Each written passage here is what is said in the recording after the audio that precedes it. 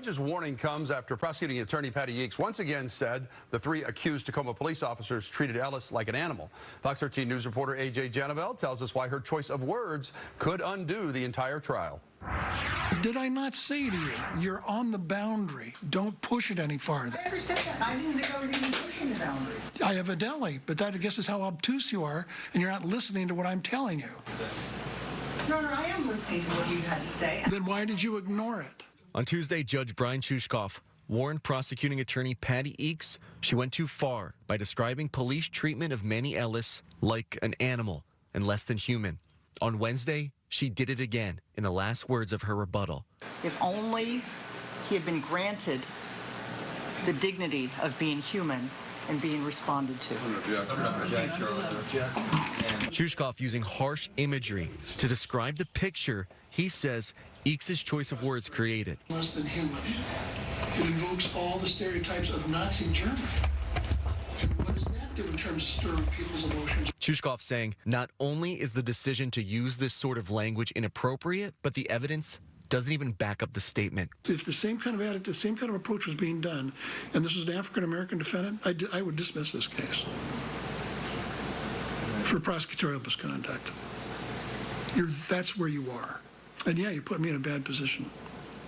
I don't want to dismiss this case because this community needs to hear from a jury, not from a judge about this. They really do. The Ellis family needs to hear from a jury about this, not from me. We've put too much time in this.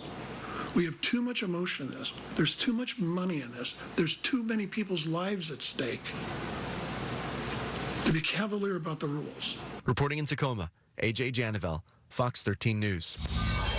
Now, the jury had already been dismissed before that scene played out in court. When they may get the case now is anyone's guess. The judge ended the session by saying he will take some time to consider what to do next. The judge started the day with pointed words for the prosecutors, shutting them down when they tried to claim that defense attorneys twisted previous testimony from a video expert. The suggested it's unethical is you know, disingenuous, I think. Well, I would disagree. I mean, he knows that the expert heard that. He knows. No. I mean, that's just the point. We don't know that the expert heard that. The defense attorney returned to the video clip in question of Ellis's arrest when he resumed his closing statement. But rather than suggest that Ellis didn't clearly say, quote, "I can't breathe," he argued the officers did hear him and ultimately they had held him down so they could help him. They have to restrain Mr. Ellis. They have to. They have to control Mr. Ellis.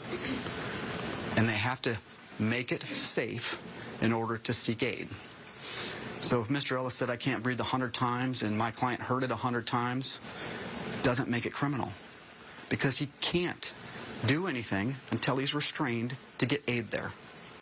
Officers Christopher Burbank, Matthew Collins face charges of second-degree murder for killing Ellis. Officer Timothy Rankin is charged with first-degree manslaughter. The officers have pleaded not guilty and remain on paid leave from the Tacoma Police Department.